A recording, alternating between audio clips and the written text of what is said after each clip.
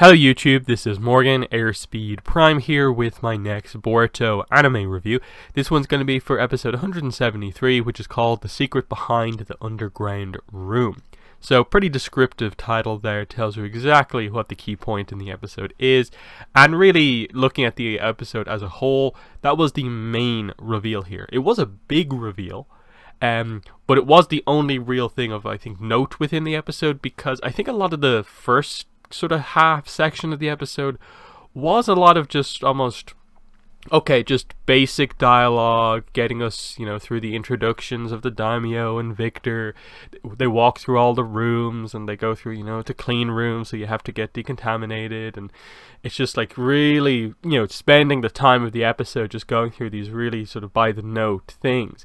Yes, it built up, tension as we went through the episode to make the eventual reveal that, like, he was put under genjutsu during all of this, and that, where's Mugino and Konohamaru? They have transformed into the bodyguards of the daimyo, and so they're right here. That was a really strong reveal, in addition to pulling down the genjutsu, which made it look like just Hashirama Cell research, to revealing that it's actually this divine tree research project using the Hashirama Cell to, I suppose, accelerate growth. That's really notable. And I think even for manga readers who know, like, well ahead of this episode of the anime what's going to happen, this was still kind of an interesting reveal in terms of setting up a lot of stuff that doesn't get revealed until much later on, much earlier than you'd maybe think. And so, given that, like, the manga right now is focusing a little bit on divine tree related stuff, this was kind of interesting and on topic, even for people who are completely up to date like myself. So, again, I'd like them to explain a little bit more about this in terms of, like, okay, my guess would be that this is Victor has a shard of the divine tree, and he is using people and Hashirama Cell, sort of infected people, to power and make this tree grow. And so a divine tree grows from sort of absorbing chakra from people, but the other thing is that the Hashirama Cell obviously is sort of like wood style, and obviously accelerates growth and stuff like that. So in combination, you get this sort of like sudden mutated growth of the tree. So it shows you that, like, okay, Kara's research is into divine tree related stuff. That's very interesting. And I think it's going to be an interesting when some of the reveals later on happen in the anime, how anime only viewers react to it, given that they've seen this before the sort of reveal that we got as manga readers a bit later on. This also sort of sets up a few things that happen at the start of the next manga arc that, we have a better sense now for what exactly is happening. But yeah, for the most part, this episode didn't really, like, explain a lot of things. It was just, like I said, it was very much based on, this is what they're doing. This whole setup of multiple episodes of who's stolen the Hashirama Cell, we have to get it back. Chase them down to facility, get run off, come back. It's all been to eventually reveal this is what he wants to use the Hashirama Cell for. So I ultimately, thought that was, pretty strong. And yeah, like I said, the whole reveal of Mugino and Konohamaru's plan worked out really well. Just the sudden genjutsu release, the fact that they had taken out two of his guards to pose, and, like, it wasn't a plan with the daimyo, they just snuck in as part of this. So very clever on their part. We got a little bit of action, Mugino cutting off Victor's arm, but of course, because he's used to this, we know how powerful he is. Of course, he has sort of a regenerative style jutsu that he can just reattach his arm, kind of Kakuzu-esque. We'll see what they fully explain it as maybe later on, once we get into another fight. But yeah, just the fact that, like, his arm can move on its own, that's what activates the button, and so on. That was quite good. But yeah, we're just getting into the fight now. The Divine Tree is sort of going out of control. My guess is that it's going to go super crazy and start to just absorb the chakra of everyone it comes across, and we're going to have to do something to just stop this relentless growth. But that they'll have learned something about, feeding chakra trees to do it the most effective way possible from this. But on the other side of the episode, of course, we had Boruto and Sarada coming here to return the ring to Mia. And that was pretty emotional, because of course it was from quite a while ago that she sort of set a lot of this sort of plot in a way into motion.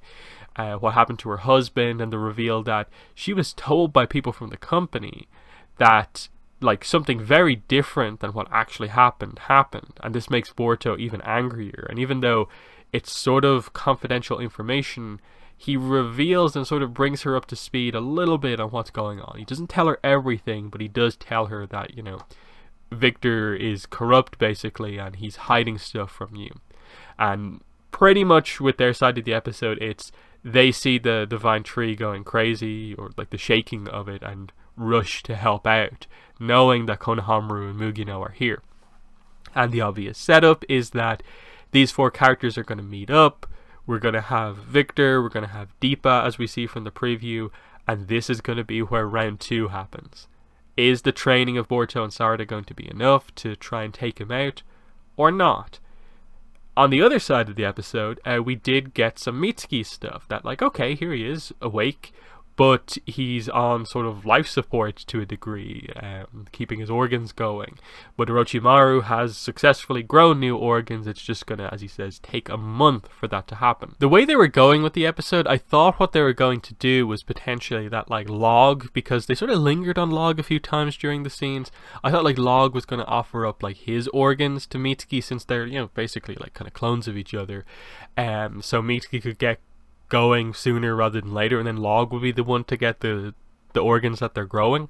But it doesn't seem like they're quite going that direction. I sort of get the impression now that it would be really rushed to try and sort of do something with Mitsuki and get him involved in the fight, because he hasn't done any training, and there's no, I think, real way to sort of just do a power up on the basis of him just recovering from what happened to him. Because the only thing that could do any damage, and it didn't even work that well previously, was his Sage Mode.